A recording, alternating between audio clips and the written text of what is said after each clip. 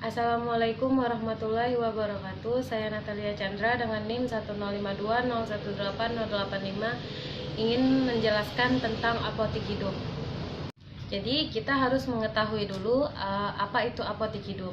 Jadi apotik hidup itu adalah pemanfaatan sebagian tanah untuk ditanami tanaman obat-obatan di lingkungan sekitar rumah.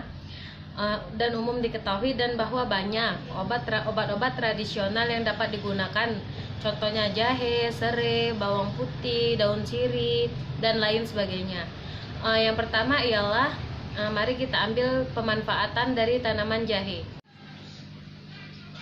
Jadi salah satu manfaat tanaman apotik hidup dari jahe itu kaya akan kandungan generol yang merupakan zat dengan anti radang dan antioksidan yang tinggi.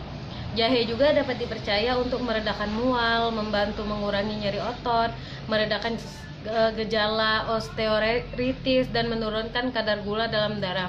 Adapun manfaat lain dari tanaman jahe yang pertama ialah ia tuh memiliki kemungkinan untuk menurunkan kolesterol, karena kadar kolesterol yang tinggi dalam tubuh berpotensi menimbulkan penyakit yang serius.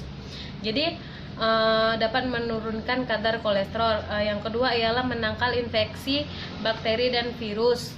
Banyak manfaat dari jahe. Yang pertama ialah untuk menurunkan kolesterol, kemudian menangkal infeksi bakteri dan virus, kemudian obat anti mual, dan dapat mengatasi gangguan pencernaan, dan dapat menurunkan kadar gula dalam darah. Adapun pemanfaatan dari rebusan kunyit, kita tuh dapat meningkatkan fungsi dari kekebalan tubuh, kemudian dapat membantu mencegah dan mengobati kanker. Kemudian dapat mencegah dan mengobati Alzheimer dan melindungi dari kerusakan hati, kemudian dapat membantu mencegah dan mengelola diabetes. Karena pada pengobatan tradisional telah lama dapat menggunakan kunyit untuk diabetes. Kemudian ada beberapa penelitian yang menggunakan uji coba pada hewan dan manusia telah menunjukkan bahwa suplementasi kunyit itu sangat memiliki sifat anti dari diabetes. Kemudian adapun pemanfaatan dari bawang putih ialah yang pertama dapat menurunkan tekanan darah, yang kedua dapat menurunkan kolesterol, yang ketiga dapat mengurangi kelelahan, kemudian dapat melindungi dari toksisitas logam berat dan dapat meningkatkan kesehatan tulang.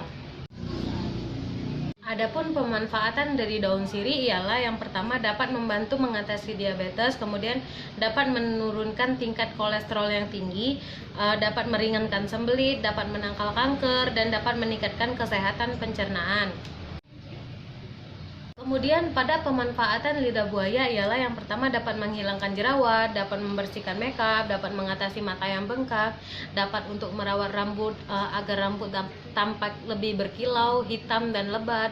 Kemudian dapat membantu pemulihan kulsur dan dapat meredakan gatal dan ruam kronis.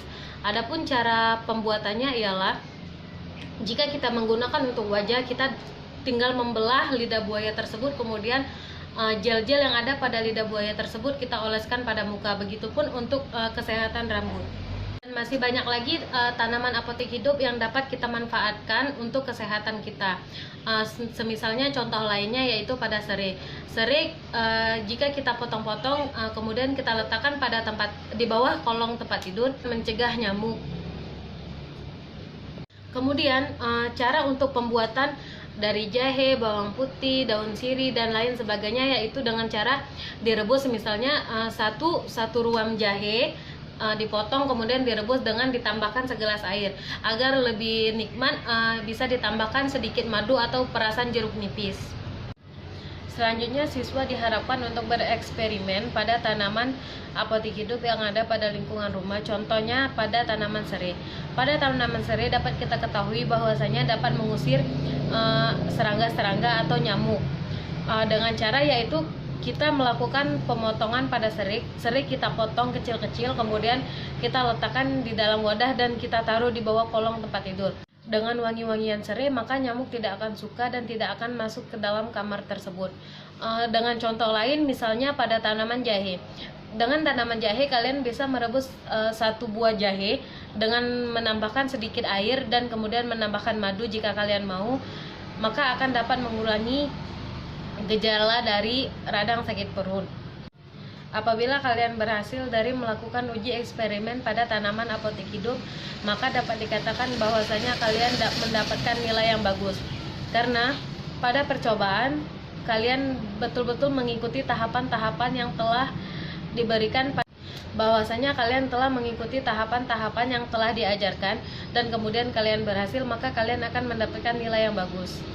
Pada pemanfaatan tanaman apotek hidup dan cara penggunaannya ialah kalian cukup merebuskan atau memotong ataupun memarut dari tanaman apotek tersebut untuk cara penggunaannya. Kemudian adapun cara lain, yaitu misalnya pada tanaman kencur, biasanya kencur digunakan untuk param, dan kencur pun biasanya ditambahkan sama penambahannya, yaitu dengan penambahan beras. Kemudian pada tanaman jahe, jika kalian tidak mau jahenya itu terasa, maka kalian dapat menambahkan sedikit campuran madu ataupun jeruk nipis. Demikian yang dapat saya sampaikan. Lebih dan kurang saya mohon maaf. Saya akhiri dengan ucapan Assalamualaikum warahmatullahi wabarakatuh.